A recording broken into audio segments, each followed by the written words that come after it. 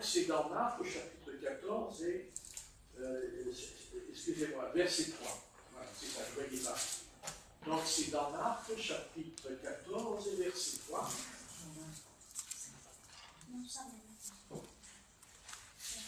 Et je demanderai à notre lectrice, si elle n'a pas trop froid, peut-être qu'en lisant ça va lui réchauffer les mains. Eh bien, Corinne, si tu peux lire à partir du verset 3. Comme Jésus était à Béthanie, dans la maison de Simon le lépreux, une femme entra pendant qu'il se trouvait à table. Elle tenait un vase d'albâtre qui renfermait un parfum de nard pur de grand prix. Et ayant rompu le vase, elle répandit le parfum sur la tête de Jésus. Quelques-uns exprimèrent entre eux leur indignation. À quoi bon perdre ce parfum? On aurait pu le vendre au prix de 300 deniers et les donner aux pauvres. Et ils s'irritaient contre cette femme. Mais Jésus dit, laissez-la. Pourquoi lui faites-vous de la peine? Elle a fait une bonne action à mon égard. Car vous avez toujours les pauvres avec vous. Et vous pouvez leur faire du bien quand vous voulez. Mais vous ne m'avez pas toujours. Elle a fait ce qu'elle a pu. Elle a d'avance embaumé mon corps pour la sépulture. Je vous le dis en vérité, partout où la bonne nouvelle sera prêchée, dans le monde entier, on racontera aussi en mémoire de cette femme ce qu'elle a fait. Voilà. Oui.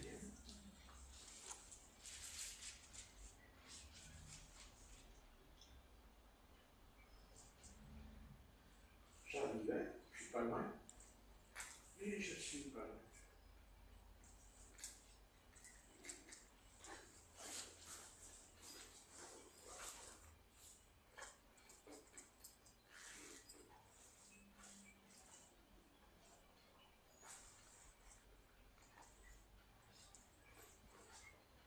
Voilà. Ok.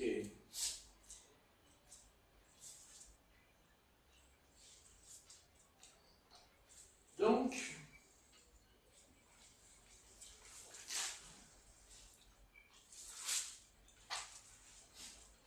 voilà une bien tragique histoire.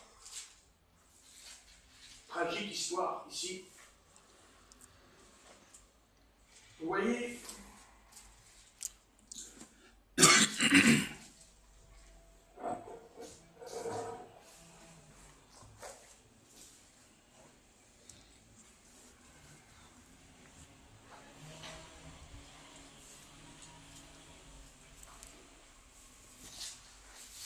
dans cette histoire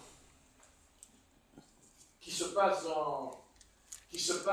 donc à Béthanie, puisque le Seigneur a visité 5 villages dans sa vie, dont il a exercé son ministère. Donc là, nous sommes dans le village de Béthanie. Les 5 villages, par exemple, Nazareth, il a vécu.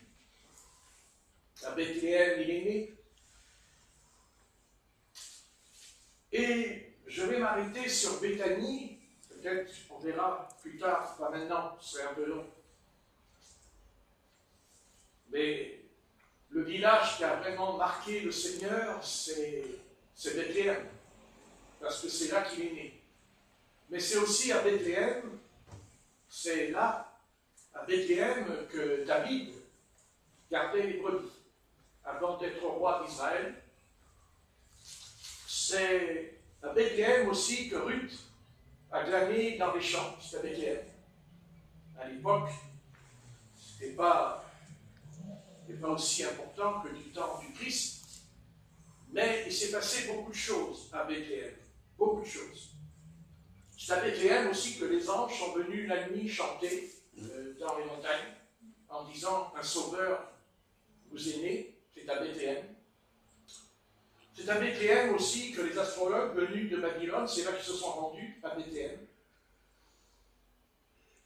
Et c'est à Nazareth que l'ange Gabriel est entré chez Marie. C'est à Nazareth, vous direz que Jésus, l'ange Gabriel, est rentré dans le village de Nazareth. Et il a été chez cette jeune fille, lui a annoncé qu'elle avait en elle le Fils de Dieu. Il va donner à tout le monde. D'apprendre que tu es enceinte et que tu as le Fils de Dieu dans ton ventre. Intéressant.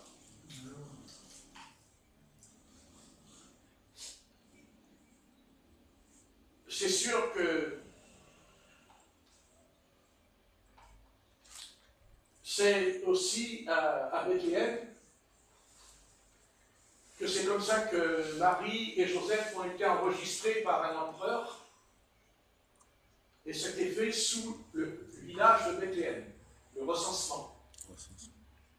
Donc vous voyez que Bethléem, c'est très important. Très important. C'est un village très important, Bethléem. Mais là, je vais m'intéresser au village de Béthanie, parce que Béthanie, c'est un village. Jésus est rentré dans ce village, dans une maison, puisque c'est écrit, comme Jésus était à Béthanie, dans la maison de Simon, le lépreux. Il n'y en a pas beaucoup qui rentreraient dans la maison de Simon, le lépreux, aujourd'hui. La pandémie, là, elle nous fout la patrouille, la pandémie, le Covid. Tellement que si Jésus de Nazareth avait été sur la terre il y a 3 ans, le Covid, il se serait barré en vitesse avec lui, un prophète quartier. Et c'était Jésus de Nazareth, parce qu'il était le Fils de Dieu. Le Fils de Dieu, ça veut dire que son origine, vraiment, c'est une origine importante. Il ne faut pas prendre ça à la légère, parce que car le texte dit qu'elle était enceinte et dit l'ombre du Très-Haut. Le Saint-Esprit couvrira ton sein. Et dit l'ombre du Très-Haut. Vous lirez dans Luc. Donc, ça a dû être quand même difficile pour Joseph, qui était quand même fiancé à Marie, il l'aimait. Et il pensait se marier avec elle et fonder un foyer. Et comme quoi, quand Dieu vient, il dérange un petit peu nos habitudes et nos traditions. Et d'ailleurs, c'est bien nos traditions qui empêchent souvent la manifestation de la gloire de Dieu. C'est nos traditions, c'est nos coutumes, nos habitudes. Et là, Dieu, il a fait beaucoup de choses, Dieu, dans l'Ancien Testament. Il a fait des choses incroyables. Il a ouvert la mer Rouge, il a fait descendre le feu avec Élie sur l'autel. Enfin, quand on lit l'Ancien Testament, on ne peut pas dire qu'il n'y a pas la gloire de Dieu. Mais la gloire de Dieu, elle a été aussi assombrie souvent.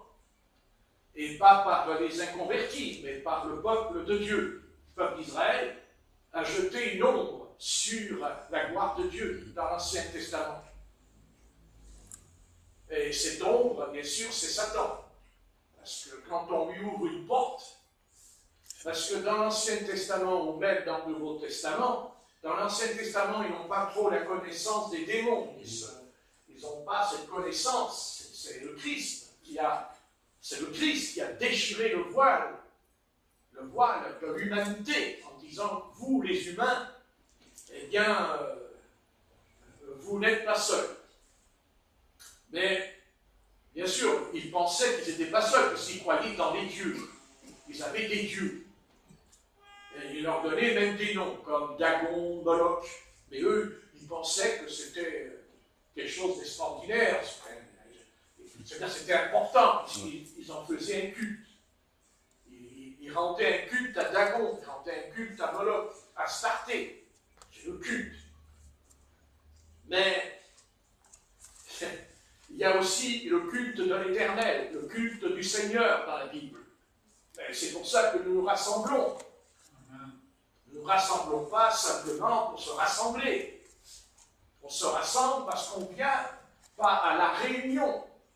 La réunion, c'est le mercredi. Ça s'appelle une réunion de prière. Il n'y a pas beaucoup de prières. On va voir ça. Mais en attendant, là, nous faisons le culte.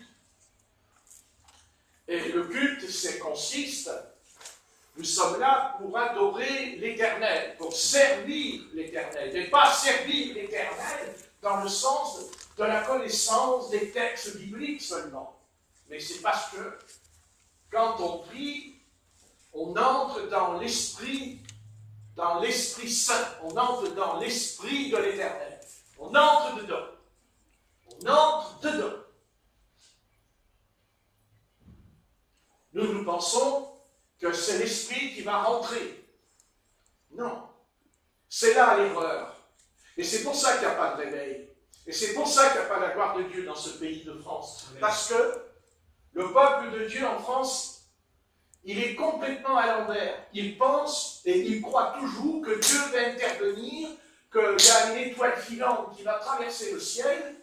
Ouais, elle va s'arrêter là, à Bethléem. Elle va au-dessus de la maison et au-dessus du Seigneur.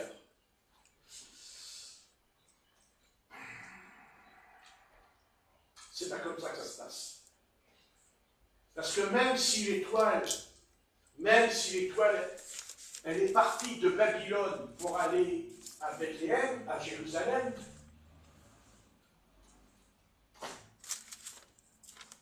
il a fallu quand même que les astrologues, ils préparent les chameaux, la nourriture, les vêtements, et il a fallu qu'ils traversent le désert. Donc, veut dire que dès l'instant qu'ils se sont mis en route, alors ils ont vu la gloire de Dieu. Quand ils ont vu Jésus. Même si Jésus n'était qu'un petit bébé, c'était la gloire de Dieu. C'est ça qui est important. La gloire de Dieu.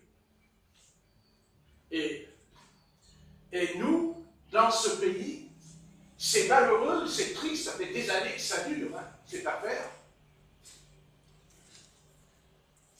Nous enseignons, nous prêchons, c'est pas la tasse de thé, mais je veux dire par là qu'il faut cet enseignement qui consiste à dire le Saint-Esprit va venir, le Saint-Esprit va descendre.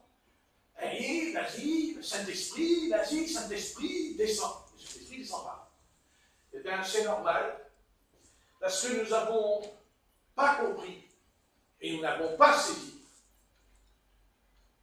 C'est que quand nous nous mettrons à table, que le Seigneur nous servira un repas. Il n'a pas à nous servir un repas si on ne se met pas à table. Je ne vois pas pourquoi le Seigneur devrait nous donner des dons si on ne se met pas à table. Donc on doit se mettre à table. C'est-à-dire que ce n'est pas le Seigneur qui dit, voilà, je vais mettre tout sur la table, mais vous n'êtes pas là. Je mettrai le pain, je mettrai la bénédiction sur la table quand vous ferez tout pour la demander et pour la recevoir. Et la bénédiction, je ne la donne pas parce que vous la demandez une fois, ou deux fois, ou trois fois. La bénédiction, vous la recevrez parce que je l'ai dit à mes serviteurs, cherchez, vous trouverez, frappez, on vous ouvrira, demandez, vous recevrez. Alors, si on n'a pas compris, c'est qu'on ne veut pas comprendre. C'est-à-dire, je m'explique, que la puissance du Saint-Esprit, elle est là, elle est là, elle est là. Mais elle ne peut pas se manifester parce que nous ne l'avons pas envie. Nous la désirons, mais nous n'avons pas envie. Parce que quand par exemple, on dit, tiens, je vais prendre la douche. On ne prend pas la douche parce qu'on prend la douche. On prend la douche parce qu'on en a envie. On la prend parce que on ne peut pas expliquer. Même si on n'a pas de boue sur notre corps, on dit, non mais il faut que je me douche. C'est un besoin. Voilà. Eh bien, Eh bien, spirituellement, c'est la même chose. Spirituellement, il faut qu'on ait envie de prendre la douche. Il faut qu'on ait envie de la gloire de Dieu. Et la gloire de Dieu ne descend pas parce que je dis, oh, que la gloire de Dieu descende. Non, il va se consacrer pendant des heures, pendant des journées, à chercher le Seigneur, à l'attendre. Attendre le Seigneur, c'est pas être distrait. Attendre le Seigneur, c'est pas... Voyez, on est distrait. On est dans un monde de distraction. Et autrefois, dans les autres siècles, Satan, comment il faisait pour distraire l'Église? C'était surtout la chair, c'est-à-dire le bon vin, les auberges, les tables. Il mangeait beaucoup, il mangeait. Il mangeait beaucoup. Ils n'avaient pas comme nous de télévision, ils n'avaient pas de radio, ils n'avaient pas de téléphone, ils n'avaient pas de satellite dans le ciel. Il n'y avait que des vaches en bas. D'ailleurs, les satellites, ils se demandent qu'est-ce que c'est que ces vaches qui sont dans les prés, les satellites. Et ils doivent se demander aussi qu'est-ce que c'est que ces humains. Je vais vous dire quelque chose. Nous sommes dans un air particulier qui consiste qu'on nous a mis dans un état où il faut être connecté. Voilà, il faut être connecté. Il faut être connecté avec Internet, il faut être connecté avec le smartphone, il faut être connecté. Voilà, il faut la connecter. Voilà, connexion, il faut être connecté. Mais je vous dis que c'est le siècle dans lequel nous vivons. C'est pas vrai? Oui. C'est voilà. Et ça a commencé avec Internet. Ça a commencé avec Internet, qui a ouvert les portes du séjour des morts. Et ça a libéré des démons. Les démons ont été libérés puisqu'ils étaient tenus prisonniers dans le Sheol. Connectés. Quand on ouvre Internet, je suis connecté. C'est-à-dire qu'au départ, quand on avait Internet, on ne voyait pas encore des gens. Et petit à petit, on a commencé à mettre une caméra en haut. On mettait une caméra en haut. Maintenant, la caméra, elle est toute petite, elle est à l'intérieur. Mais avant, il fallait acheter une caméra, il fallait la poser. Alors, quand on tapait sur le clavier, la caméra, elle partait par là, elle restait pas loin de la caméra. Vous voyez, c'était intéressant. Et maintenant, on va être connecté. Car quand on va téléphoner, la personne va virer là, dans la pièce. On est connecté. Et c'est exactement ce que le prince des ténèbres a voulu. Parce qu'il nous a déconnectés de la Bible. Il faut le faire. Déconnectés de la Bible. On est déconnecté de la Bible. C'est pas parce qu'on a la Bible qu'on est connecté. C'est pas vrai. On peut avoir plein de Bibles à la maison, c'est mon cas d'ailleurs, mais il faut être connecté. Et on n'a pas besoin de centaines de Bibles. Un seul verset dans la Bible, tac, je suis connecté, disons. Mais je ne suis pas connecté seulement à la Bible, je suis connecté à celui qui est dans la Bible, celui qui est caché. Parce que Dieu, il est là et il est caché. Parce que Dieu se voile. Et Dieu ne se montre jamais comme ça. Il le fait qu'avec des âmes, il le fait qu'avec des êtres qui le cherchent, qui cherchent Dieu. Et pour cela, le Seigneur nous a donné la clé. Entre dans ta chambre, ferme ta porte et prie. Prie. Mais je prie, pasteur. Mais tu pries. Oui, tu pries, mais pas pour chercher le Seigneur, pour le chercher, pour dire Seigneur, je te cherche, je veux te rencontrer, je te voir, oui. Et même si on pense, on sait très bien que Dieu ne se montrera pas, mais il se révélera à cause de Jésus-Christ. Pourquoi? Parce que Dieu est esprit, mais il a envoyé le Verbe, Jésus-Christ, qui est un homme. Donc, à partir de maintenant, nous pouvons entrer en contact avec le Seigneur 10 fois plus que Moïse ou qu'Aaron. Parce que nous avons le Christ en nous.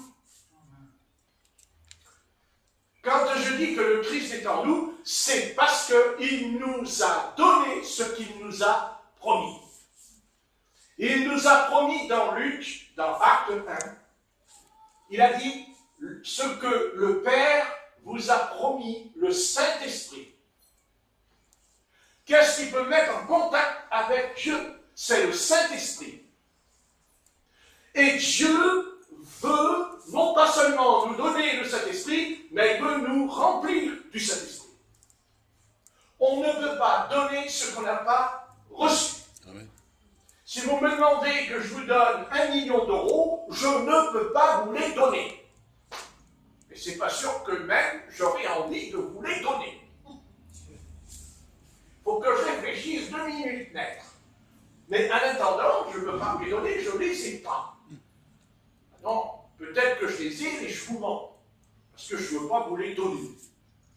Mais là, mon âme, elle va directement dans la perdition, si je fais ça. On verra ce qu'on a lu. Écoutez bien, c'est très important. Vous savez, Dieu est un Dieu qui peut faire des choses, qui peut dépasser notre entendement. Mais il ne le fera pas tant qu'on n'en aura pas envie. Tant qu'on ne prendra pas la décision, nous-mêmes, c'est une décision farouche en nous, en disant, Seigneur, je ferai ce que Jacob a fait au torrent de Jabbok. Je ne te quitterai pas tant que tu ne m'as pas béni. Ça, c'est bon. Ah, c'est bon. C'est bon. Ça lui a coûté sa hanche quand même. Hein? On connaît que c'est bon, oui. Mais ça l'a transformé ici. Et ça l'a changé. Mais ce que Dieu a aimé en lui, c'est qu'il a été tenace. Il dit que le soleil s'est levé le matin et il continuait à se battre avec l'ange de l'Éternel. Il se battait avec l'ange de l'Éternel. Il ne faisait pas la guerre, l'ange ne fait pas la guerre à Jacob. Il se battait dans le sens de la requête, dans le sens de demander. Il poussait l'ange, il le pousse à bout. Et l'ange lui a dit, bon, ça va, on arrête. Bon, il a foutu un coup dans la hanche, et c'est calmé, disons. Mais quelle bénédiction, il enfantera 12 tribus. Lui, Jacob, il enfante 12 tribus. Eh oui, c'est lui. C'est sa semence, c'est sa postérité, à lui. Eh oui. Mais il a demandé au Seigneur, il a insisté. Je me bénis.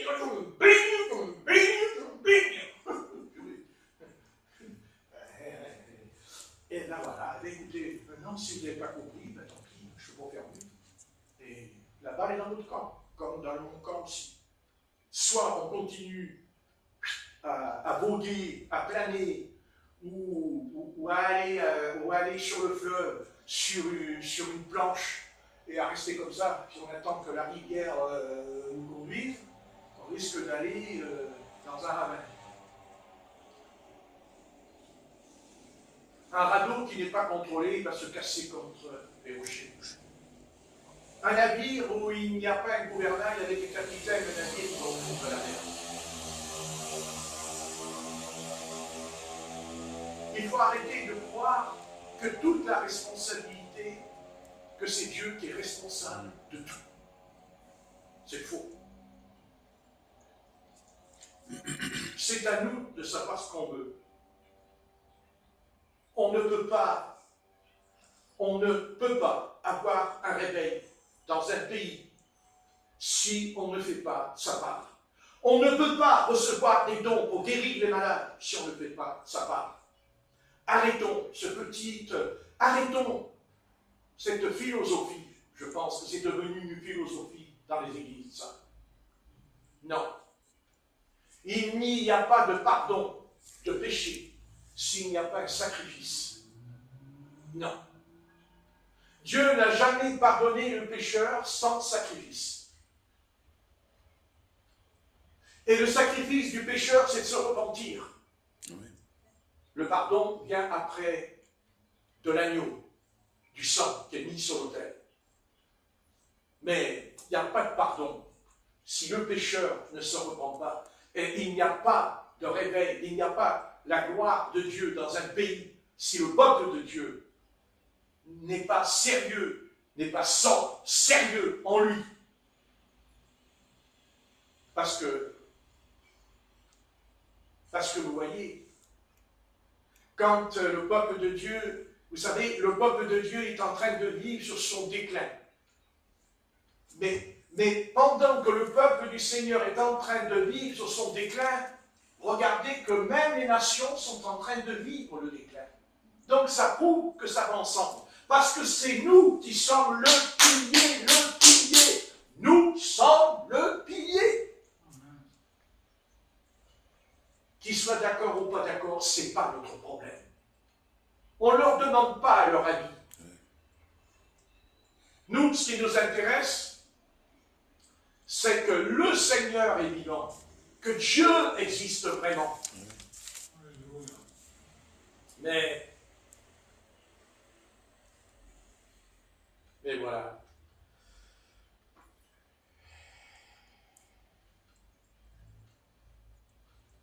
Vous savez, Jésus de Nazareth,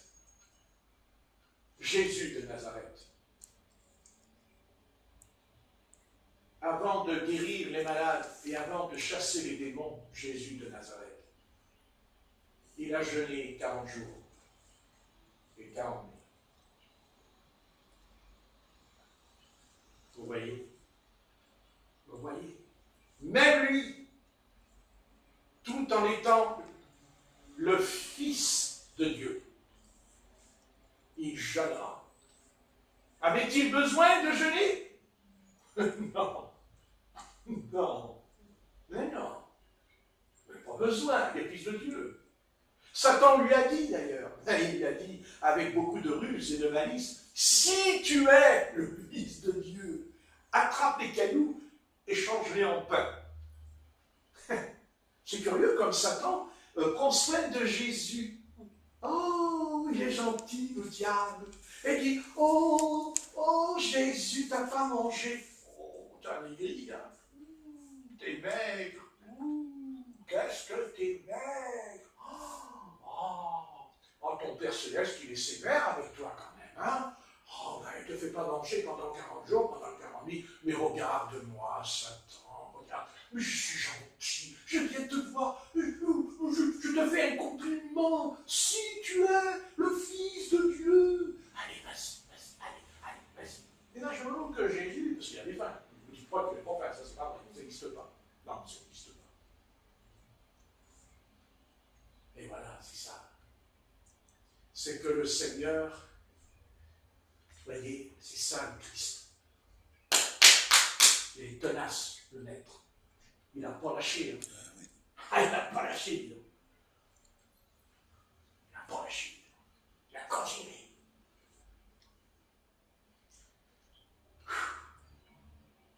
Si vous croyez que Satan est descendu comme ça par hasard dans le désert de Judée, simplement, tiens, puisque dans Job c'est écrit quand il dit où l'Éternel dit à Satan d'où viens-tu. Vous voyez ce que je veux dire? Et il dit, l'Éternel m'a dit de parcourir la terre. Bien sûr. Vous voyez? Arrêtons de prendre Satan pour un imbécile. Hein? Arrêtons de traiter le diable d'idiot. Parce que le diable, il n'est pas sot et il n'est pas idiot. Le diable, lui. D'ailleurs, le Seigneur le dit dans Ézéchiel. Tu étais plus sage que Daniel. Vous voyez un petit peu le travail chez lui. Vous savez, quand il descend, Satan, Quand Satan il vient dans le désert de Judée, c'est pas écrit. Est-ce que c'est écrit que Satan est venu dans le désert de Judée quand Jésus avait 20 ans? Quand Jésus avait 25 ans? Est-ce que Satan est venu quand il avait 12 ans? Est-ce que Satan est venu quand il avait 29 ans? Non. Il est venu quand il a eu 30 ans, parce qu'il est écrit qu'il commença son ministère public.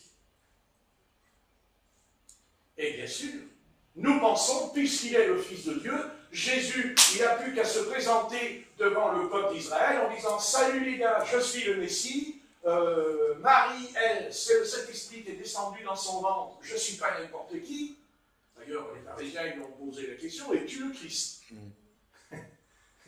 Es-tu le Christ? D'ailleurs, même Hérode a posé cette question quand il l'a vu. Vous voyez? L'ennemi descend, Satan descend. En personne, il n'envoie pas un démon. Satan, il n'envoie pas un démon, il n'envoie pas un prince, il n'envoie pas une autorité parler au Seigneur. Non, non, non, non. C'est lui qui descendait qu'à lire. Arrêtez. Non, non, mais vous pensez que Jésus, il a eu une vision dans le désert et puis il a parlé à Satan en vision. Non, non, non, c'est pas ça du tout. C'est Satan qui est descendu. Il est venu là dans le désert. Il est venu vers le Seigneur Jésus. Oui, il est venu. C'est présenté à lui. Ah ouais. Ah ouais. Vous savez, pour qu'il ait quitté... Non, mais pour qu'il ait quitté ses antres de perdition, celui-là, c'est qu'il a vraiment été inquiet de ce jeune homme. Et inquiet. Et c'est quoi qui a troublé le diable? C'est la persévérance de cet homme. C'est la détermination de cet homme. Et c'est ça que Satan a été troublé par cet homme de 30 ans. C'est parce qu'il avait compris qu'un jour, ce jeune homme dirait « Père, pas ce que je veux, ce que tu veux. » Ah, ça c'est une défaite pour le royaume des ténèbres. N'est-ce pas? Pas ce que je veux, mais ce que tu veux. Aïe, ça fait mal. Ça fait très mal à l'ennemi. Et vous savez, il est rusé, hein, c'est le malin. Il s'est dit, attends, attention. Vous savez de quoi il a eu peur de Jésus? Il a eu peur que nous fassions comme lui. Voilà. Le modèle. Moïse est un modèle. Élie. Mais Jésus, lui, il est parfait. Tandis que Moïse n'est pas parfait. Mais Christ est parfait. Ah, c'est ça. Il est parfait. Et cette perfection, c'est Jésus. C'est qui sait ce qu'il voulait, Jésus. Et il n'a jamais changé de trajectoire. Il ne s'est jamais déconnecté de son Père céleste. D'ailleurs, s'il l'appelle Père, s'il dit Père, c'est qu'il était connecté avec lui. Jour et nuit. Jour et nuit. Ah oui. Jour et nuit. Vous dites, mais on ne peut pas nous. Mais le Seigneur ne nous demande pas si on peut. Il nous demande si on veut. C'est différent. Après qu'on ne peut pas, il s'en chargera aussi. Il n'est pas là pour nous imposer quelque chose qu'on ne peut pas faire non plus. Mais il veut quand même voir en nous. Est-ce qu'on veut, oui ou non? Ah. C'est comme si un homme et une femme se marient. Ils arrivent devant le prêtre, devant le pasteur. Le pasteur, il dit à la jeune fille, il dit, alors, tu veux le prendre pour ton mari, ce gars-là? Et la jeune fille, elle est sortie 1 an, 2 ans avec lui, c'était le grand amour et tout. Et d'un seul coup, la jeune fille, elle dit comme ça, en plein milieu du mariage. Non. Alors là, même le prêtre, il s'écroule par terre sur l'estrade.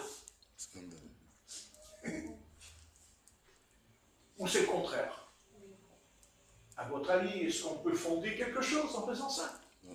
Non. Donc, est-ce que nous voulons, oui ou non? Est-ce que nous voulons le réveil? Mais ce qu'il y a de pire, c'est que moi je l'ai vécu. Parce que moi j'ai vécu ce que je dis. Quand j'avais 20 ans, 18 ans, 21 ans, 22 ans, 23 ans, j'ai vécu ces choses. Moi je ne parle pas, je sais de quoi, je sais que j'ai vécu les choses dans l'esprit. Je le sais. Mais ce qu'il y a pire, ce qu'il y a de pire, c'est que l'Église s'oppose quand ça arrive. Elle se pose. Et ils se sont opposés. Ils se sont opposés. Peut-être que je n'étais pas parfait. D'accord, j'étais pas... D'accord, mais ça fait rien. Quand j'étais avec le frère François dans le restaurant et qu'on mangeait tous les deux, et de ce coup, il y a le patron du restaurant qui avait les verres, il est venu vers nous, il m'a dit, oh jeune homme, il me fait, j'ai vu la colonne de feu derrière votre dos. Et le frère François, il m'a dit, mais ça fait un moment que je la vois, la colonne de feu, mais je ne vais pas lui dire. Ok. Mais après lui, il a été le dire à l'église de Pentecôte. Il a dit à tous les pasteurs de Pentecôte, oui, mais oh, c'est Satan, c'est l'Antichrist. Et là, eh bien voilà. Oui, ben vous savez, il est possible que Dieu leur a donné une chance. Quoi que c'est un jeune homme de 20 ans. Ok, mais Dieu, il s'en fout que tu aies 20 ans, 30 ans, 50 ans. Lui, Dieu, ce qu'il regarde, c'est que je priais 11 heures par jour. Tous les jours, 11 heures, tous les jours. C'est tout ce que Dieu regarde. Il ne s'occupe pas. Dieu, lui, ce qu'il regarde, c'est que tu t'accroches, tu continues. Et voilà. Pas compliqué. Mais ça ne fait pas de moi un prophète, ça ne fait pas de moi un apôtre, ça ne fait pas de moi un être spécial, pas du tout. Pas du tout. Parce que tout le monde peut prier. Tout le monde peut prier. Ah oui? Pourquoi il faut un diplôme pour prier? Il faut le bac pour prier? Ah bon? Depuis quand il faut le bac?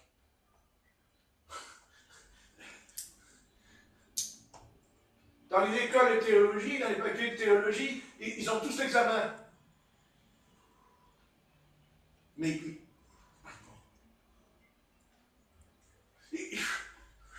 et dans l'école de théologie, ils n'ont jamais chassé un démon. Mais comment on peut être prédicateur si on ne sait pas chasser un démon? Comment on peut être un instrument de Dieu si, quand on prie, il n'y a pas cette onction, cette force dans l'esprit pour combattre les puissances des ténèbres? C'est pas valable. C'est pas valable. Si on peut avoir les deux, amen. Moi, je ne suis pas contre. Au contraire, si on a les deux, c'est formidable. Au contraire, c'est très bien. Mais, je vais vous dire, généralement, on n'a pas les deux. Parce que les choses surnaturelles ne sont pas compatibles avec les choses de l'homme. Car il y a l'homme et puis il y a le Seigneur. Et un homme restera un homme et le Seigneur restera le Seigneur. C'est-à-dire, il est esprit, le Seigneur. Eh oui, il est esprit. Ben oui. Voilà. On ne peut pas. C'est à nous de décider. C'est à nous. C'est un engagement, c'est personnel. En disant, oui, ben, je ne dis pas que tout le monde peut prier 11 heures par jour. Ça, c'est autre chose. Mais on peut prier 1 heure par jour. De toute façon, on peut le faire. Et si déjà on le fait, je pense qu'il en ressortira de bonnes choses en nous. D'abord en nous. Je pense que les contacts que nous aurons avec notre prochain ne seront plus les mêmes. Amen. Parce que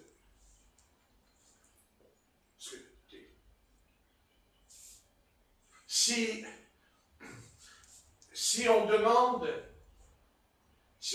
aux inconvertis de se convertir, mais si le réservoir est vide, qu'est-ce qu'ils vont boire?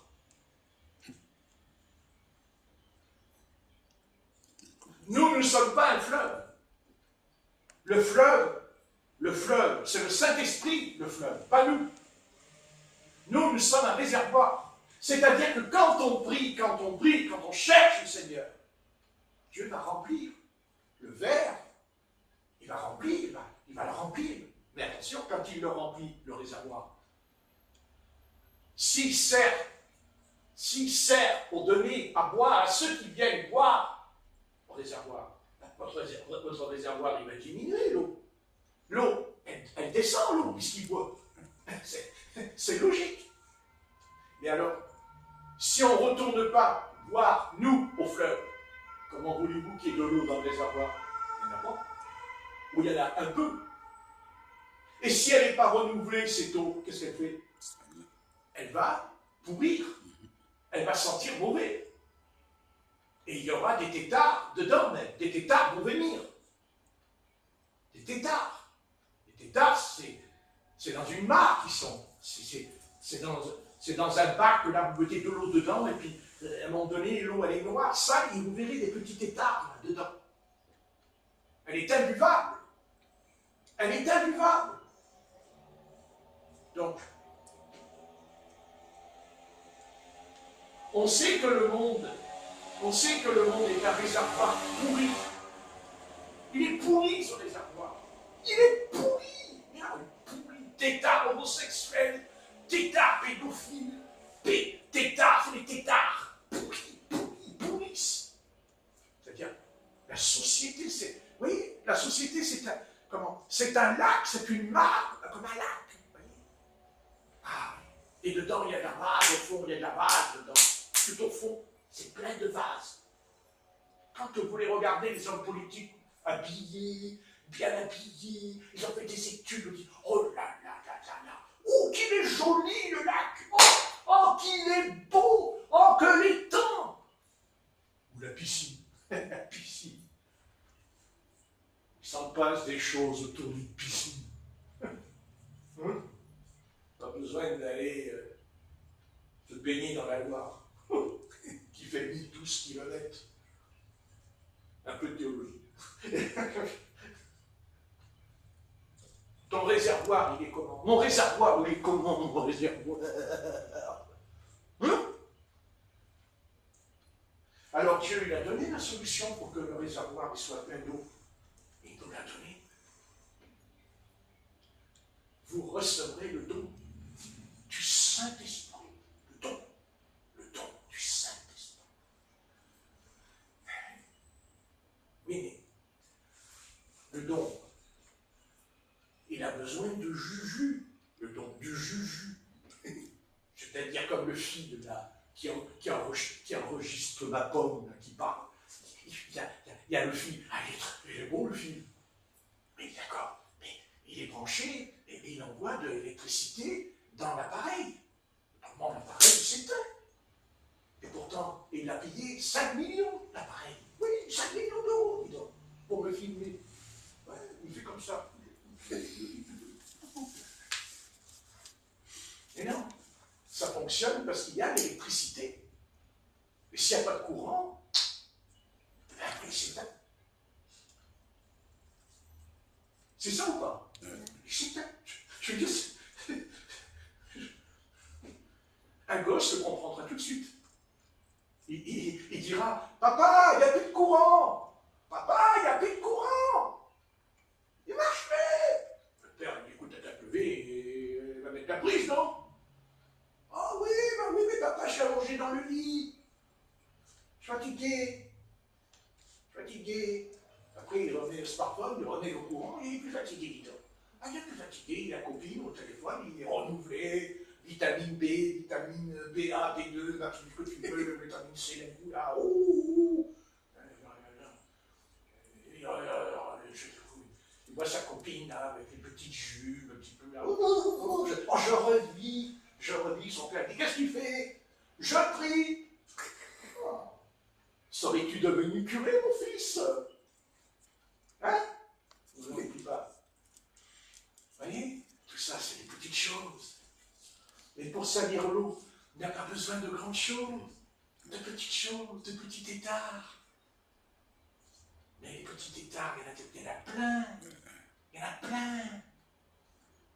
On peut aller en pleine mer, et vous avez un gros poisson, là, il est gros, il est beau, il est fort. Il y en a qu'un, il est beau. Mais dans la mare,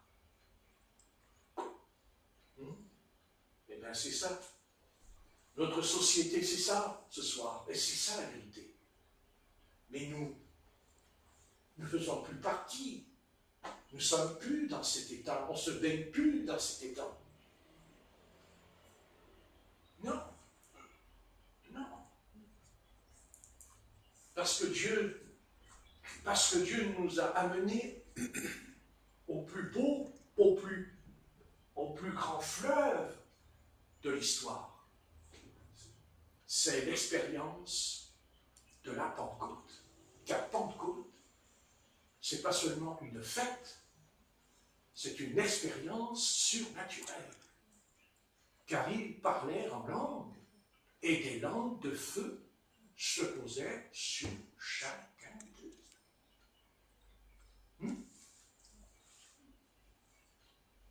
Les hommes aiment les fêtes.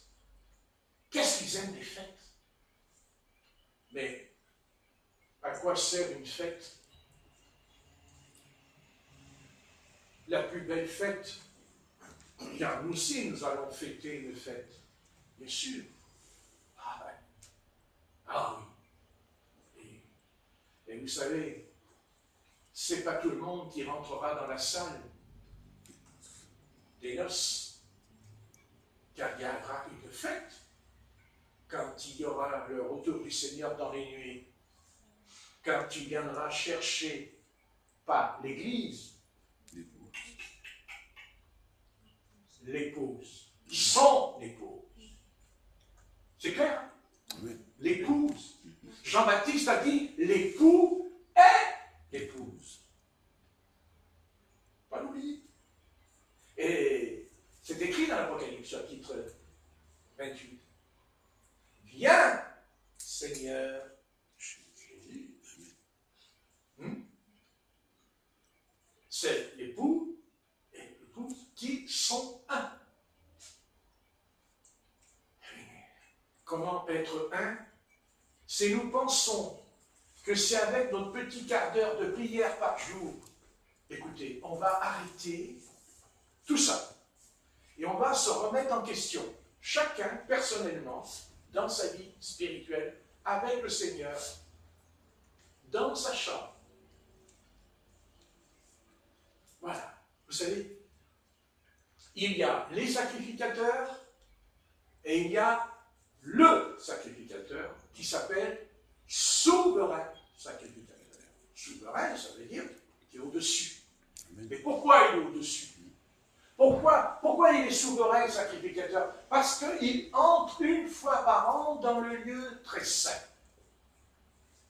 Et il reste plusieurs jours. Vous savez qu'il reste plusieurs jours dedans, car il attend. Il ne sort pas tant que la Tchékine vienne vers lui. C'est-à-dire la lumière vient vers lui. Eh oui. Il ne sort pas. Parce que c'est la Tchékina avec le pectoral, avec les 12 pierres. Les 12 pierres qu'il a là, sur la poitrine de James.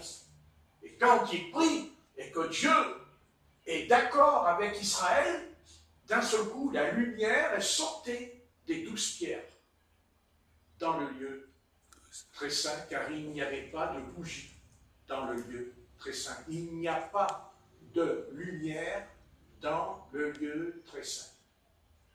C'est Dieu qui est lumière dans cet endroit. Et bien nous aussi.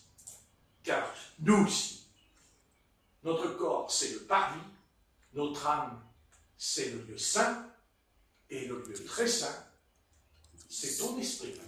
Parce que Dieu est esprit. Nous ne pouvons pas avoir de communion avec Jésus-Christ parce que la vraie communion avec Jésus-Christ, c'est quand on est rempli du Saint-Esprit. Être baptisé du Saint-Esprit, c'est la première étape qui consiste à expérimenter la présence de Dieu d'une manière surnaturelle. Non pas, c'est écrit le Saint-Esprit, c'est écrit le Saint-Esprit. Ça, on peut le lire pendant 50 ans, tu sais, quand tu meurs, tu l'as lu, tu connais par cœur le Saint-Esprit, c'est écrit le Saint-Esprit. Mais, écoutez, quand je me mets à table, je ne dis pas « Ah, c'est écrit qu'il y a du pain sur la table. » Et je ne le mange pas. Le frère Alain, il va dire, moi je ne suis pas d'accord. Ça ne marche pas, moi. Non. On le mange. Oui. Mais quand on le mange, on sait que c'est du pain. Tant qu'on l'a... C'est-à-dire, on le voit, mais c'est pareil avec le Seigneur. C'est pareil. Je veux dire, c'est bien beau de dire, il y a la gloire de Dieu dans l'Écriture. Mais la gloire de Dieu, la gloire de Dieu, mais la gloire de Dieu, elle veut descendre en nous. La gloire de Dieu, elle est pour nous. C'est notre pain, la gloire de Dieu. C'est notre pain, la gloire de Dieu. Mais qu'est-ce que c'est que la gloire de Dieu? Mais la gloire de Dieu, c'est Acte 16, verset 15. Voici les miracles qu'accompagneront ceux qui auront cru. En mon nom, ils chasseront les démons, d'abord les démons. En délogeant les démons, qu'est-ce qui se passe? Nous parlerons de nouvelles langues. Pourquoi faut-il parler de nouvelles langues? Pourquoi il faut parler en d'autres langues? Pourquoi, quand le Saint-Esprit descend, ils parlèrent en langue? Pourquoi? Parce que l'apôtre Paul nous enseigne dans 1 Corinthiens et 2 Corinthiens, il nous enseigne, il nous explique que celui qui parle en langue, son intelligence est stérile, car il dit des mystères à Dieu. Comment pouvons-nous, croyez-vous que l'apôtre Paul a pu communiquer à l'Église primitive, à toutes les églises qu'il a fondées en tant que pionnier de l'Évangile, l'apôtre Paul? Comment a-t-il pu expliquer les dons spirituels, la sanctification, les mystères, l'enlèvement, où il a été chercher cette phrase, nous nous mourrons peut tous. Mais où il a été chercher ça, celui-là? Nous nous mourrons peut tous, mais nous serons changés en un clin d'œil. Vous croyez que c'est l'homme? C'est quand il a parlé en d'autres langues. C'est dans le parler en langue. C'est quand Dieu a parlé en lui en d'autres langues. Dieu lui a expliqué qu'il y aurait l'enlèvement. Dieu lui a expliqué qu'il y a une épouse. Dieu lui a expliqué les choses. Parce qu'il l'a dit. Celui qui parle en langue dit des mystères à Dieu. Et plus on parle en langue, et on ne peut pas parler en langue, on va pas aller dans la rue et on ne va pas se mettre à parler en langue comme ça. Que là, il y a les pompiers qui arrivent, ils t'emmènent là-bas. Mais si. Mais Satan s'est servi. Écoutez, c'est pas les païens qui ont combattu ça, c'est les chrétiens. C'est les chrétiens, théologiens, qu'on dit, c'est plus pour aujourd'hui. Oh là là là, mais qu'est-ce qu'ils ont fait? Mais qu'est-ce qu'ils ont fait à un peuple de Dieu? Au contraire, le parler en langue, c'est pour toi. Et si tu l'as pas, tu dois le demander au Seigneur jusqu'à mourir comme Jacob. Bénis-moi, car tant que je ne l'ai pas reçu, continue, tous les jours. Et moi, c'est pas un livre. Parce que je l'ai vécu, j'avais 20 ans. Et pendant 1 an, j'ai demandé le baptême du Saint-Esprit avec le parler en langue. Et un soir, je ne m'y attendais pas du tout. Un soir, il y a eu une réunion. Il y a eu une personne qui était possédée. Je ne vais pas tout rentrer dans les détails. Mais quand, je veux dire, à un moment donné, j'ai entendu J'ai entendu, ouvre ta bouche, et je la remplirai. Oh purée, d'un coup, je me mets à parler en langue. Dis donc, je vais parler en langue, moi. J'ai du mal à parler ma langue déjà, quand je parle. J'ai un français complètement à l'envers. Et pendant un an. Pas au bout de 5 minutes, pas au bout de 10 minutes. Non. Le Seigneur n'a pas voulu me donner ça comme ça. Mais c'est pas comme ça que ça se passe. Non, non, non. Le Seigneur, il veut savoir ce qu'on veut. On dit, ah non, non, non, quand je me convertis, j'ai reçu le don du Saint-Esprit. Ah, ok, d'accord, très bien. Vous dites que vous avez reçu le don du Saint-Esprit quand vous vous êtes converti. Alors, il faudrait m'expliquer, répondez, que les théologiens, tous les pasteurs qui sont contre le don des langues, qui me répondent à la question. Pourquoi l'Église de Jérusalem a envoyé l'apôtre Pierre et l'apôtre Jean en Samarie? Car il est écrit, ils n'avaient pas reçu le Saint-Esprit. C'est ce qu'il est écrit, ils n'avaient pas reçu le Saint-Esprit.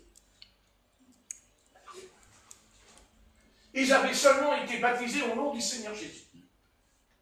Et Philippe, en tant qu'évangéliste, qui était un grand homme de réveil, et qui même le Seigneur l'a enlevé et l'a déplacé à 50 km plus loin, eh bien, il n'a pas imposé les mains sur les croyants pour qu'ils reçoivent le baptême du Saint-Esprit. Vous savez pourquoi?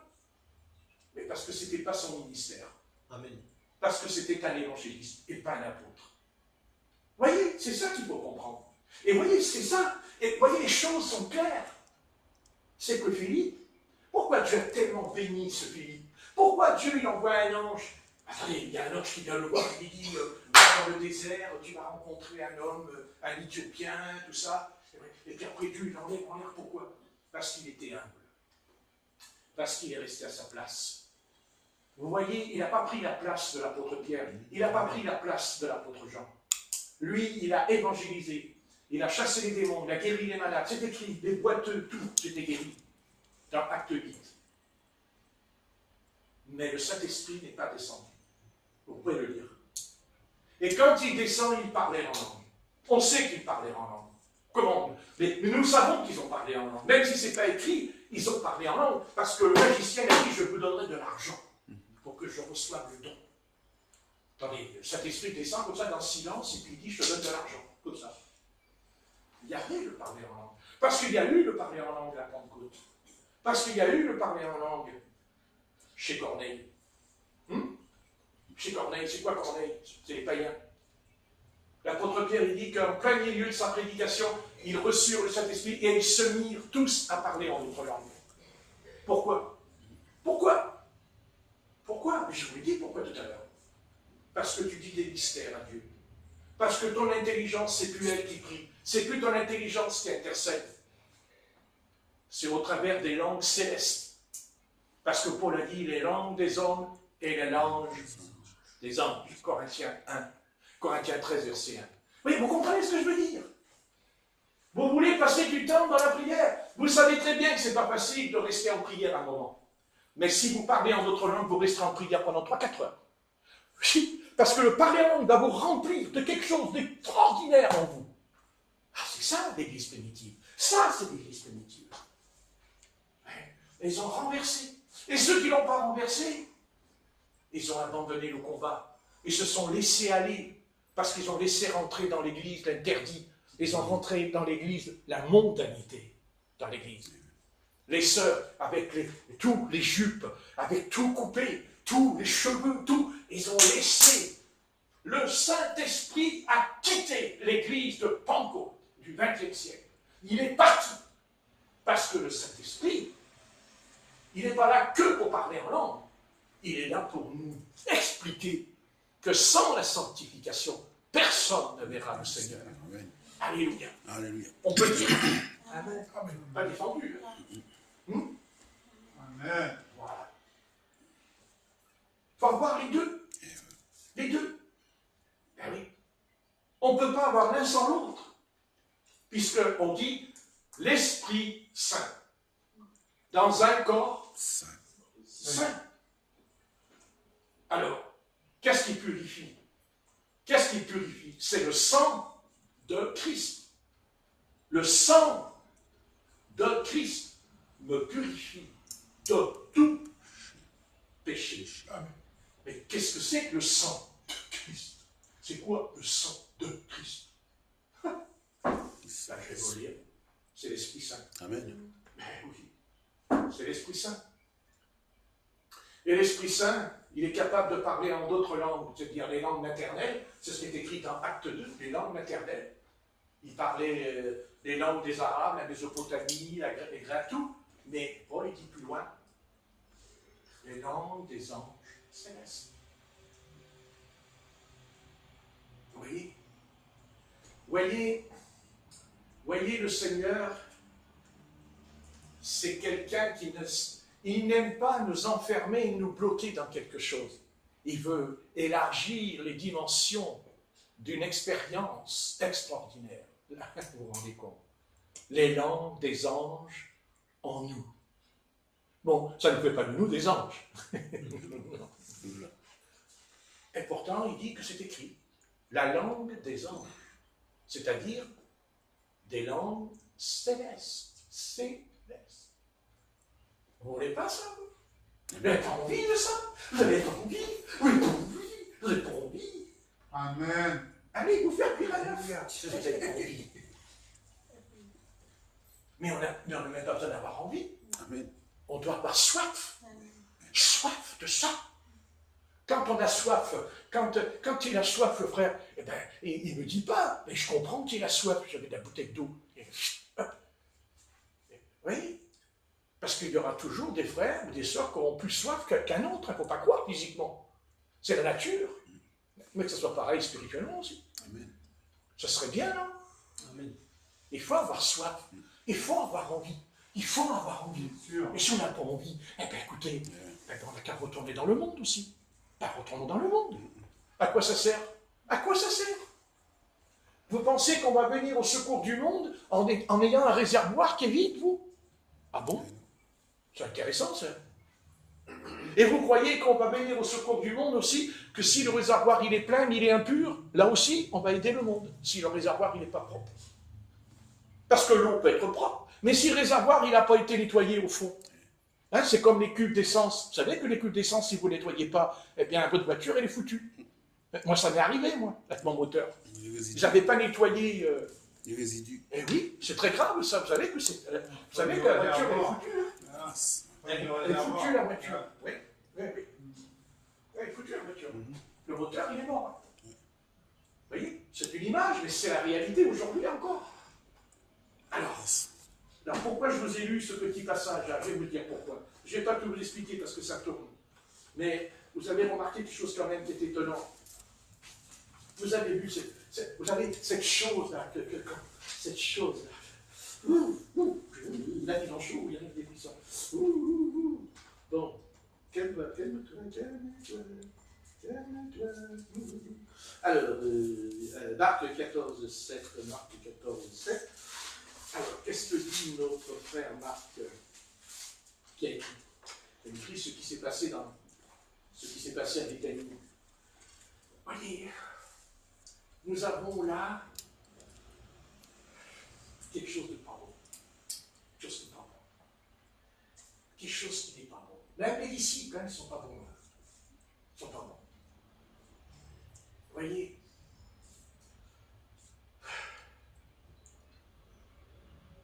des vases, ils en avaient des vases. Hein. Mais c'est ce qu'il y avait dans le vase qui a fait qu'ils ont révélé leur véritable nature, leur véritable tempérament. Car quand on lit, il dit « À quoi bon perdre ce parfum? On aurait pu le vendre plus de 300 deniers et les donner aux pauvres. »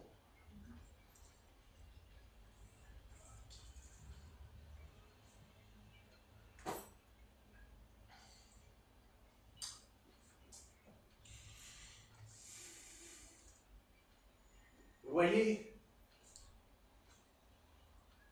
moi je suis étonné que le Seigneur, avec un vase, il a refait toute une histoire du vase.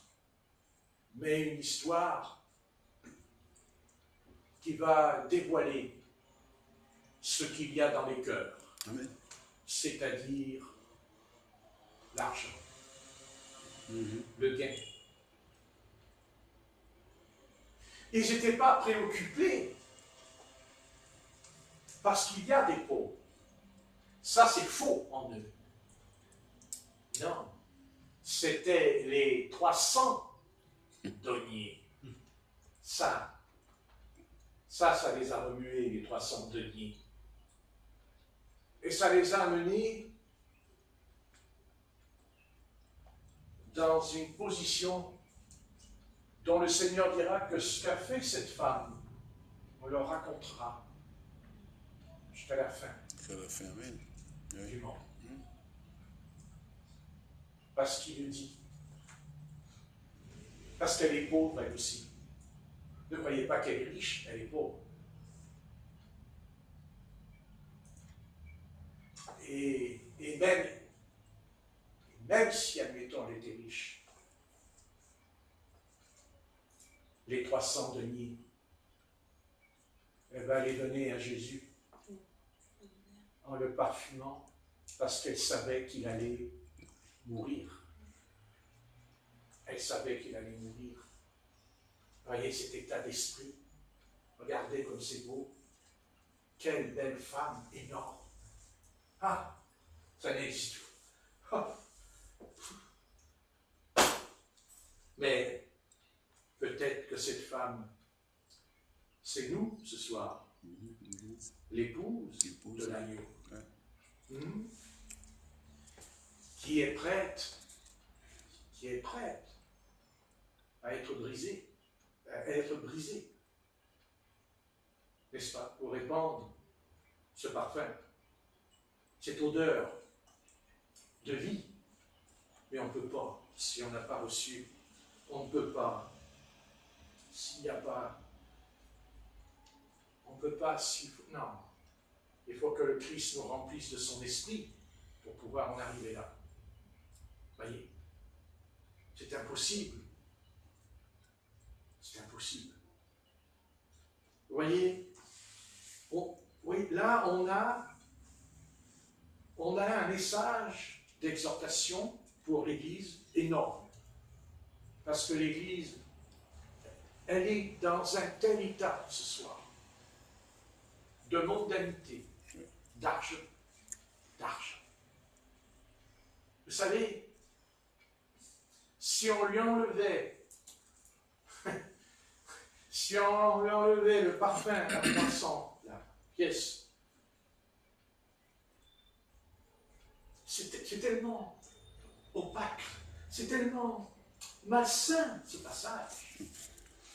Et le Seigneur va leur faire comprendre quelque chose avec une petite phrase, une toute petite phrase. C'est au verset 7. Au verset 7. Marc 14, verset 7.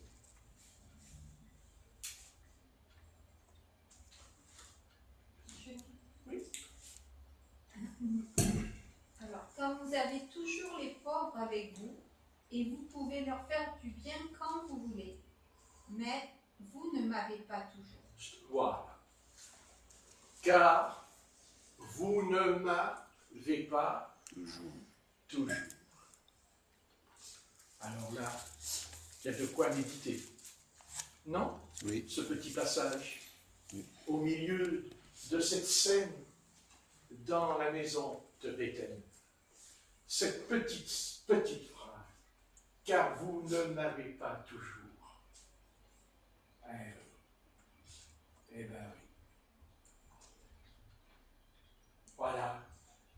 Ben, eh bien écoute Seigneur, ben écoute. Ben non. Non, ça nous a... Non. On n'a rien à foutre du monde. On s'en fout des 300 deniers. Ça ne nous intéresse pas. Et même si on les avait, mais si on n'a pas Jésus, si on n'a pas Jésus, si on n'a pas, il n'y a rien. Il n'y a plus rien. C'est pour ça que le monde est dans un état pitoyable. Vous n'avez pas besoin, vous savez, en vérité, on a la réponse comme un éclair. Car vous ne m'avez pas toujours. C'est-à-dire que si vous n'avez pas Jésus de Nazareth, c'est foutu. C'est cuit. D'accord? Amen. C'est foutu. Vous voyez, c'est ça que j'ai toujours aimé chez Jésus quand je lis l'Évangile. C'est un homme, c'est un être. Vous voyez, il n'a pas besoin de faire, comment expliquer, des cours. Mais une petite phrase qui est placée au milieu de toute la scène. N'est-ce pas? De toute la scène. Et on a tout compris. En un éclair. Mais eux, ils n'ont pas compris. Ils n'ont pas compris. C'est pas qu'ils n'avaient pas Jésus, ils étaient avec lui. Mais en fait, ils ne l'avaient pas. Parce que dans leur être intérieur, tout de suite, vous voyez, tout de suite, leur esprit était quand même attaché aux 300 demi. Il était attaché. Vous comprenez? Voilà. Et c'est pour ça que le Seigneur a permis. C'est lui qui a voulu. Là, et bien il entre dans une maison où il dit que Simon le lépreux. Mais il ira jusqu'au bout. Parce qu'il allait mourir, il allait partir. Et il a voulu ne pas s'en aller sans leur faire comprendre. Donc bien leur faire comprendre que si vous n'avez pas Jésus, c'est terminé. C'est fini. Et ça démontre que tous les chefs d'État, tous les princes, tous les rois de la terre qui existent aujourd'hui, de toute façon, c'est pas compliqué. J'ai sincèrement, simplement ce texte, ce verset, simplement. L'Amérique s'écroule, l'Europe s'écroule, les fondements s'écroulent. Vous voyez, leur âme, elle était habitée, elle était trempée, unifiée dans les 300 deniers, en eux. Et Jésus leur dira, je leur fais comprendre, les pauvres, vous les avez toujours.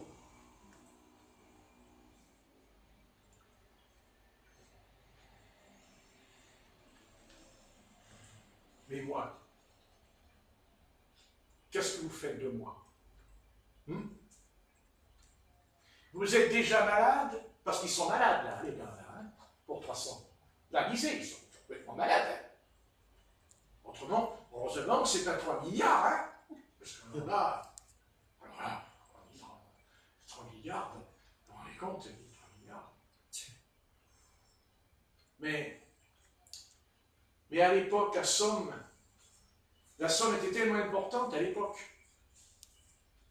que vous voyez que Satan en revient toujours là, en fait.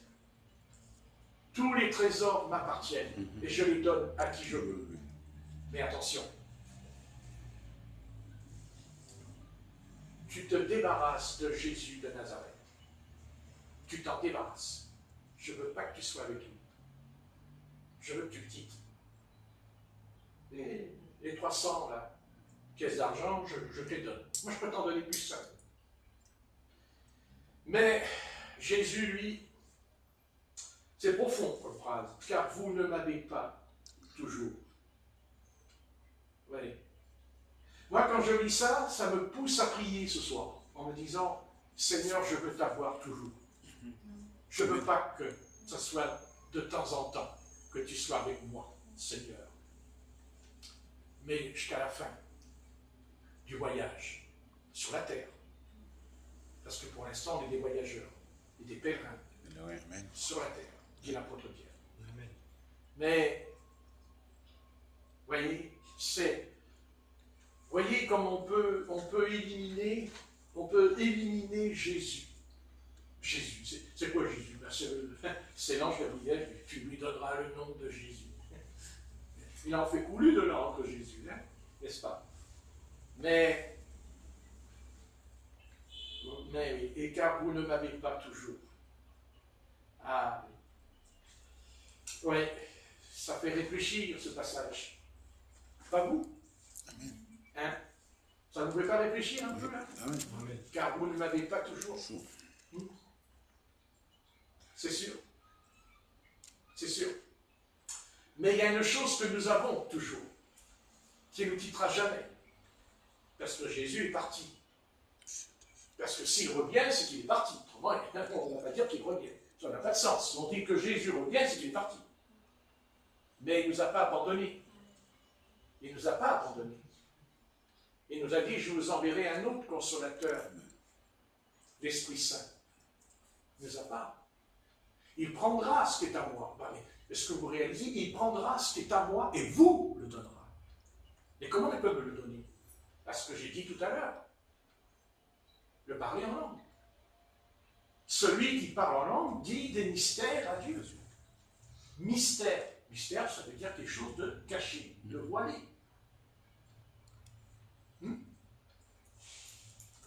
Ça veut dire que Jésus-Christ, quand il était sur la terre, l'apôtre Paul n'était pas converti encore. L'apôtre Pierre, les 12 apôtres. Mais l'apôtre Paul, lui, il n'est pas avec les apôtres dans l'évangile. Il est vivant, il y est, mais il n'est pas avec eux. Mais eux, ils ne recevront jamais ce qu'il a reçu après que Jésus est parti. Ah non. Ah non, c'est lui. Hein. À toute façon, de vous éliminer l'apôtre Paul là, de la Bible, il y aura un vide hein, sans lui. Hein? Amen. Ah, il y aura un vide, hein, c'est certain. Et l'apôtre Pierre l'a dit aussi. Vous savez que l'apôtre Pierre l'a dit. Hein.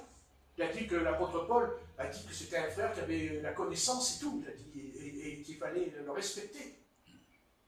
Pourtant, l'apôtre Paul lui a tiré les oreilles quand même. Hein. Il a tiré les oreilles, hein, à Galate, dans l'église de Galate. Il a dit, tu ne marches pas droit, hein, tu ne marches pas dans la vérité. Oui. Mais oui. C'est le Saint-Esprit qui a fait ça, c'est pas Paul. Amen. C'est l'Esprit Saint qui était en vous. Oui. Mais, vous savez, l'apôtre Paul, quand il lui a dit sévèrement, vous savez, il a changé l'apôtre Pierre. Parce que quand on lit la première épître de Pierre et la deuxième épître de Pierre, écoutez, vous vous rendez compte. Quand on lit l'apôtre Pierre, la première épître et la deuxième, quand il parle, quand il enseigne, non mais vous vous rendez compte. Mais vous tombez par terre. Mais vous vous rendez compte, c'est le Saint-Esprit en lui qui a dit que le monde ne sera pas détruit par l'eau, mais par le feu. Il faut lire. C'est lui qui parle des anges déchus et tout. Il y a Jude aussi, mais lui, quel est cet homme qui était si déséquilibré? Mais déséquilibré. Un coup il dit je marche sur l'eau, un coup il crie au secours, je me noie. Mais non, mais c'est vrai. Ben, écoutez, Seigneur, je marche. Ah, les apôtres, ils ont dû se dire quand même, il aurait mieux fait de rester dans la barque comme nous, ça ne serait pas arrivé. Hein. Remarquez le texte là, vous ne m'avez pas toujours, ce jour-là, Jésus était quand même avec lui. Hein. Il était avec lui. Hein? Heureusement, hein? Heureusement, le passage qu'on lit là. Vous ne m'avez pas toujours.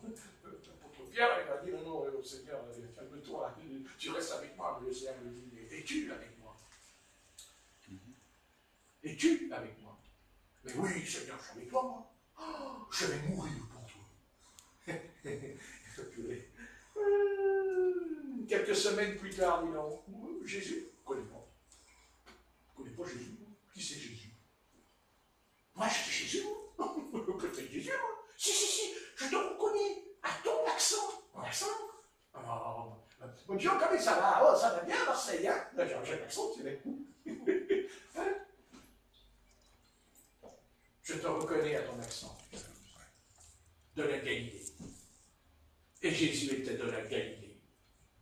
Parce que Nazareth, c'est en Galilée. Le faire.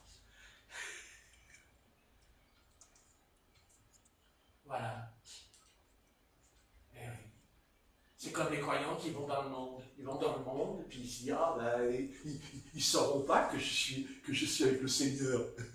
Ils vont à la discothèque le samedi soir, les jeunes, dans les églises. Oui, samedi soir, ils vont à la discothèque. Puis le lendemain, dans le culte.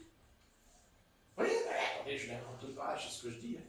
Il y a pire même, enfin, je peux faire le terme. Il y a pire. Bon, ouais. Mais, vous savez, bien aimés, un jour le Seigneur leur dira aussi ce que je viens de lire. C'est-à-dire que, au jour du jugement, le Seigneur leur dira, je ne suis pas avec vous. Je ne suis pas avec toi. Parce que sur la terre, tu n'as pas été avec moi, à 100%. Eh oui. Alors tâchons de rester avec le Maître. Il faut faire un effort. C'est pas simple, hein, parce que c'est pas qu'on ne veut pas faire un effort. C'est aussi notre nature humaine qui ne veut pas. Donc, bien sûr, à votre avis, comment il a fait l'apôtre Paul? Comment il a fait l'apôtre Paul pour expliquer le vieil homme et le nouvel homme? Où il a été chercher ça, lui, dans la Bible? Vous m'expliquer à moi? Non, mais attendez, est-ce que l'apôtre Pierre n'a jamais parlé de ça, le vieil homme et le nouvel homme? Où il a été chercher le nouvel homme et le... Qu'est-ce que c'est tout ça, l'apôtre Paul? Mais qu'est-ce qui lui a dit ça? Mais le Saint-Esprit.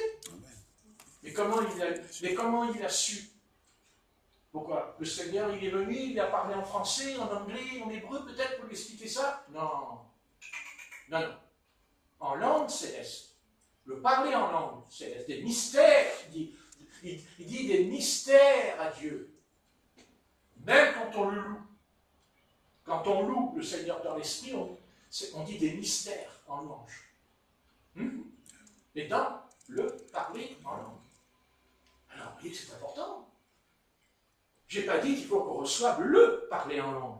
C'est pas ça que j'enseigne. Je dis qu'il faut recevoir le don de l'esprit qui est accompagné du don des langues. Un peu comme ils ont tous des chaussures et ils n'ont pas de lacets. Qu'est-ce que c'est que cette église? Ils ont tous des godasses, ils n'ont pas de lacets. Moi non plus. Quand on met des chaussures, vous savez qu'il y a le lacet. Oui. Le lacet. Eh bien, le parler en langue, c'est le lacet.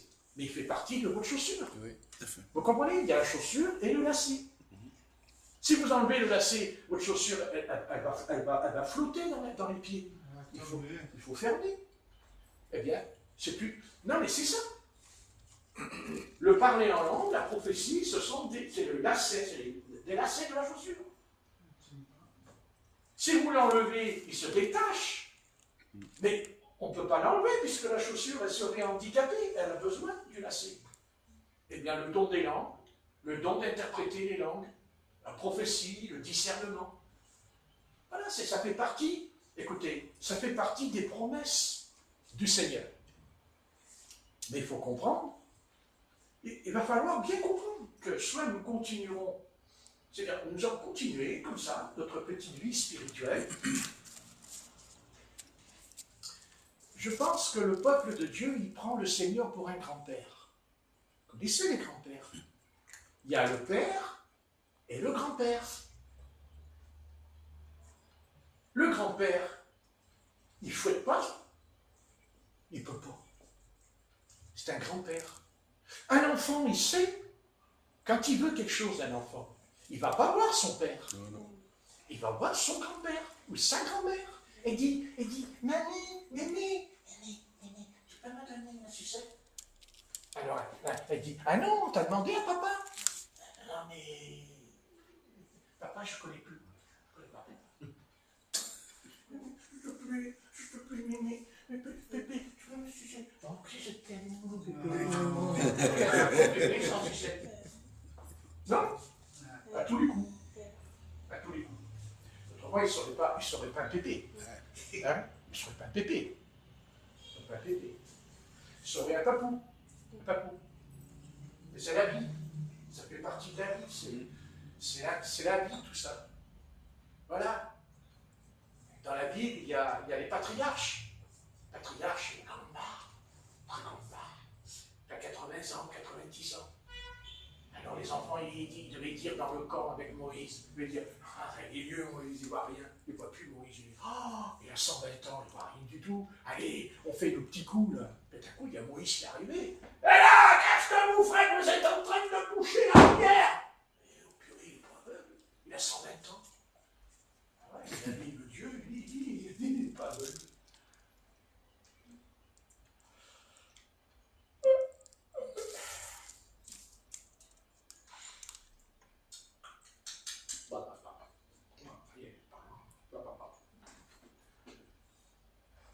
Bien dommage de se priver d'une si belle bénédiction. Vous ne croyez pas? C'est bien dommage. Il est temps de le demander au Seigneur, mais pas le demander une fois, puis après on l'oublie pendant 1 mois, 2 mois, puis de temps en temps, le mot de cet esprit. Le mot de cet esprit. 1 an plus tard, de temps en temps, le pasteur parle là-dessus, alors on est un peu motivé. Il a allumé le réchaud, le pasteur, ce soir. il a pris la boîte d'allumettes. Il a allumé le réchaud, il a mis le gaz. Oh, il dit, oh, c'est bien, c'est vrai. Oh. 10 jours plus tard, il fait froid, terminé. Non. Non. Et vous savez, la leçon, elle est pire pour ceux qui l'ont reçue et qui l'ont vécu et qui continuent à s'enfoncer dans ce chemin de stérilité. Parce que croyez-moi, qu'est-ce qu'on peut être stérile quand on n'a pas reçu ce baptême, ou si on l'a reçu, mais on n'en est pas rempli? C'est pire encore. Vous savez pourquoi c'est pire? Je vais vous dire pourquoi c'est pire. Parce qu'il est dit après avoir connu le don de la grâce. Hein? Parce que pour nous, chuter, ça serait toujours lié à la débauche, à l'adultère, à la fornication. C'est toujours un peu ça, hein, pour nous. Dans l'Église, la chute est toujours un peu liée à des péchés quand même de la chair, beaucoup. Mais savez-vous que quand on n'est pas rempli du Saint-Esprit, c'est un péché? Oh là, je suis en train de nous culpabiliser, là, frère Patrick. Non, je ne vous culpabilise pas. Non. Je vous réveille de votre sommeil. J'essaie de vous faire sortir de votre coma spirituel, le coma. Parce que quand on est comateux, on n'est pas mort. Enfin, pas encore. Mais on n'est pas tout à fait vivant. Donc, il faut que... Voilà, il faut prier le Seigneur tout seul dans sa chambre. Il faut lui en parler. Il faut aussi lire les passages, parce que si on ne lit pas, ça ne peut pas fortifier la foi quand on ne lit pas les passages. Il faut lire les passages. Il faut, voilà, et dire, écoute Seigneur, moi, voilà. Maintenant, s'il y a quelque chose en moi qui ne te plaît pas, qui empêche, parce qu'attention, s'il y a un obstacle en nous, il ne descend pas non plus. Hein. Non, mais attendez, le Saint-Esprit ne descend pas sur l'ivraie, hein. Il descend sur le blé. Par contre, si l'ivraie est arrosée, ce n'est pas de Saint-Esprit. C'est Satan qui imite le Saint-Esprit sur l'ivraie. Alors l'ivraie, lui aussi, il peut parler en langue. Hein. Mais attention, pas la même chose. Le parfum de nard, le parfum. Hein? Non, je veux dire que le parfum, lui, il ne trompe pas. Parce que s'il y a une chose qui ne peut pas vous tromper, c'est quand même le parfum. C'est-à-dire l'odeur. Donc le Seigneur, c'est une odeur de vie, vous le savez, je ne vous apprends rien de nouveau. Mais des années qu'on est ensemble, je ne veux pas... Attendez, je ne vais pas faire un cours sur l'odeur de vie. Peut-être qu'on a peut-être plus besoin qu'on le croit, de l'odeur de vie. Alors maintenant, il faut être sérieux. Rentrez à la maison, ce soir avant de vous coucher, dites Seigneur, hein, même dans le lit, là, ne pas allonger quand même, hein, parce que s'asseoir, prier, prendre la Bible, et puis on dit voilà, Seigneur, baptise-moi du Saint-Esprit, puis d'un seul coup,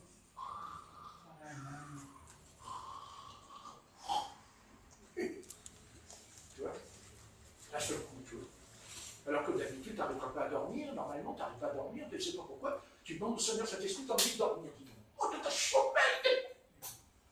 Parce qu'il y a un démon qui peut s'approcher aussi et nous endormir. Parce que vous voyez, la Bible enseigne La Bible, elle enseigne du commencement à la fin le réveil et le sommeil. Car c'est écrit de l'apôtre Paul. Toi qui dors d'entre les morts, réveille-toi. Réveille-toi.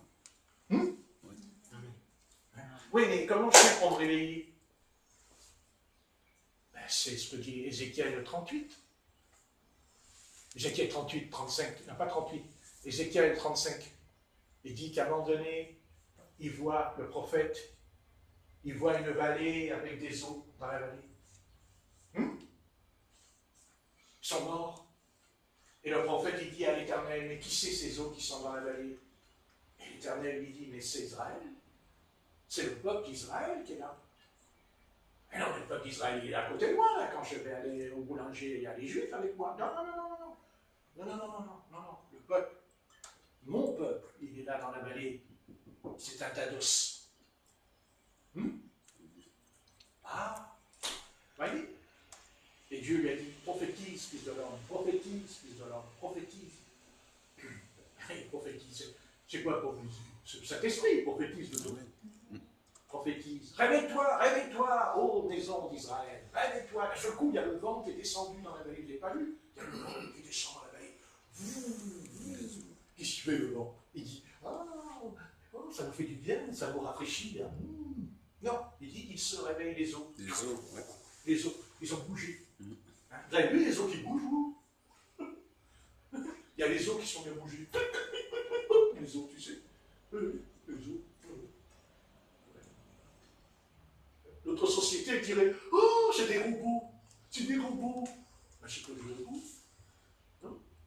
C'est toi le tas d'os. Que tu sois païen ou converti, tu es un tas d'os. Et si tu n'as pas l'onction, et si tu n'as pas la vie d'esprit, tu es un tas d'os. Ben, ne plus. Et le Seigneur, qu'est-ce qu'il veut? Il leur donne la chair, une chair, le dire. Il leur donne une chair avec des yeux, un nez, une bouche. Hein? Et c'est la maison d'Israël qui est revenue aujourd'hui. Ça, cette prophétie, elle s'est accomplie aujourd'hui, maintenant. Mais ce qui leur manque maintenant, c'est Joël 2. Joël 2. Parce que Joël 2, il y a une partie pour nous, mais il y a aussi une partie pour Israël à la fin.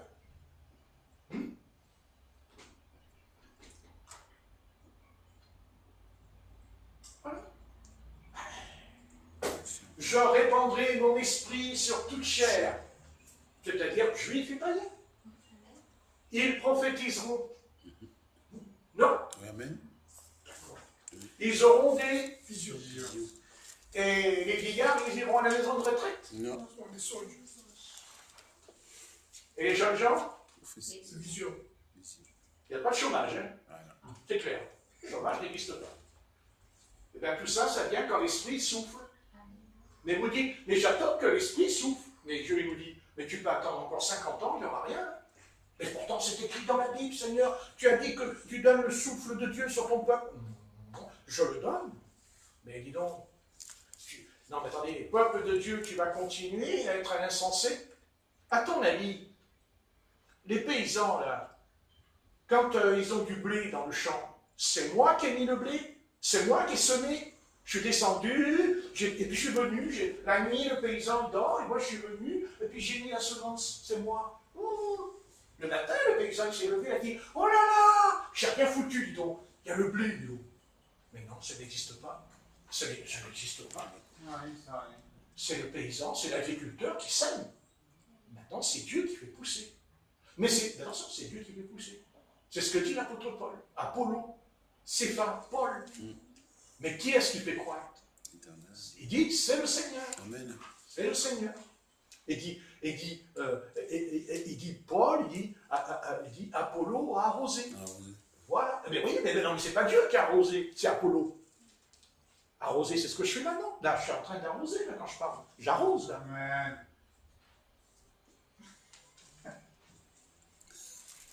Entends-le. Non, c'est pour rien. Bon, ça va, c'est bon, ici, ça va. Bon, ça va mieux? Oui. Ça va mieux quand même, hein, que tout à l'heure. Hein. Oui. Tout à l'heure, c'était un peu lourd, hein. Un peu... Pas mieux. Et attention, ce que je vous explique, non mais je vais être clair avec vous, ce que je vous explique, ce n'est pas une recette C'est pas une recette. Hein. C'est pas une recette.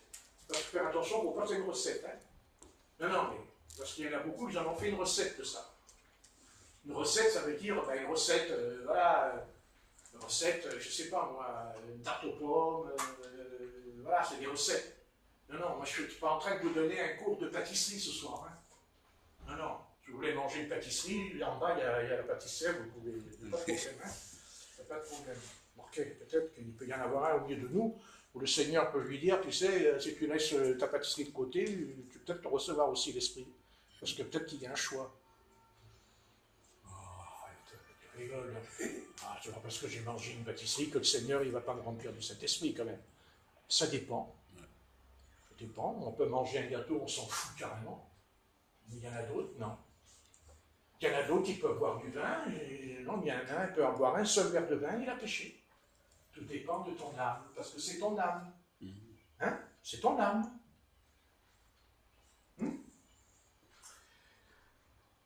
Seigneur notre Père qui est aux cieux,